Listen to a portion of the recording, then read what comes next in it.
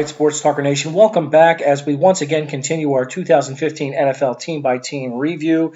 Today we're going to talk about those Jets, Jets. And if I were a Jets fan, I'll tell you, the Jets actually make me happy to be an Eagles fan.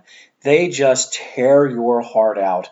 I think they had a lot go right for them, which we'll discuss. They obviously had some things go wrong for them as the year wound down, and we'll see where they look as they move forward in the future, as they continue to be on that's hamster wheel, just kind of in the middle, not knowing where to go, up or down. So what went right? Ryan Fitzpatrick was an absolute godsend. I've always thought he was better than other people thought he was. I do think he still makes the big mistake, and that isn't because he's not smart. I mean, my God, the guy's an Ivy Leaguer.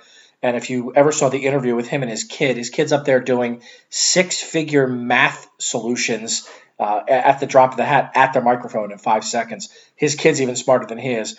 But I think it's because logically he thinks he should be able to make the following play, but physically he's limited athletically, so he can't make all the throws that would lead him to think he can make that play. But he was really, really good for them this year. The end of the year really puts a down, bad taste in your mouth about how the season ended. But I think he was really, really good for them. Chris Ivory, from an offensive perspective, they really uncovered Chris Ivory as a running back. 1,000 yards, touchdowns out the yin-yang. His running style is conducive, unfortunately, to getting hurt quite a bit. But when he played, he was really, really good. Their receiving core, very underrated. I don't know how Eric Decker and Brandon Marshall don't get more publicity, but they were excellent. And, of course, I think it helps that Fitzpatrick helped them and vice versa. I think they made some plays being big-bodied receivers down the field that normally they wouldn't have made. But he was a really, really big find for them. So their offense performed well. Sticking with the offensive side of the ball, I also love their coaching staff. I think that Todd Bowles is the real deal. He's a guy that honestly I wanted the Eagles to make their head coach. I think he's going to be a winner. He's at his core a defensive coach, but he was smart enough to turn his offense over to the offensive coaches and not get in the way. So I think that's a big testament to him. As a first-time head coach, you usually want to try to get your fingerprints on everything. He didn't do that. On the defensive side of the ball, Revis came back and is finally starting to show some cracks. I'm a huge Revis fan. I actually think he's not Deion Sanders as far as shutdown goes because he doesn't have Deion's speed. But he is an old-school corner that he did it with physicality, despite today's NFL not allowing so much physicality. I love Revis. Cromartie was a big-time failure, and they're going to get rid of him if they haven't already. He is more potential than he ever was skill and talent that he showed on the field. Their defensive line, I don't know how anybody could ever run on the New York Jets.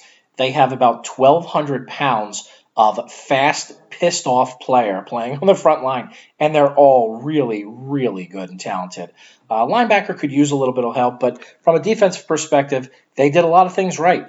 They were positioned in the AFC, which is very difficult to go to the playoffs. So I think there's a lot to like about the Jets, what they did, and even moving forward. What went wrong? Well, at the end of the year, when they needed that big momentum shift in their favor, it didn't happen. Fitzpatrick, unfortunately, fell back into bad Ryan days and went for one of those 4 interception, dropping the ball, couldn't hit the broadside of a barn type of games. It had to be disappointing. I mean, heart-wrenching for the Jets fans. But listen, it happened. Just because it happened at the end of the year doesn't change the fact that the year was, but it certainly makes it feel that way as a Jets fan. Defensively, despite that excellent front and Darrelle Revis, they were able to be passed on a little bit, probably more so than Bowles would like. Bowles doesn't like to blitz and didn't really have to blitz with that front four, but he does need to get better pressure because they were able to get complete passes. They were also especially vulnerable to tight ends, so those linebackers need to improve. What do they have for the future? Well, what they have is a really difficult decision in the future. So Ryan Fitzpatrick has been around the league for 10 years. He's played for 5 teams. He had his best year ever, and he's a free agent. So great timing for him. All indications are that they're probably going to re-sign him. He's going to cost a lot of money for a guy that is probably not worth that amount of money. My guess is he's in that $17, $18 million a year range, and I don't know that I would ever give Ryan Fitzpatrick that kind of money. So they're probably going to have to sign him because they are more designed to win now than they are to win in the future.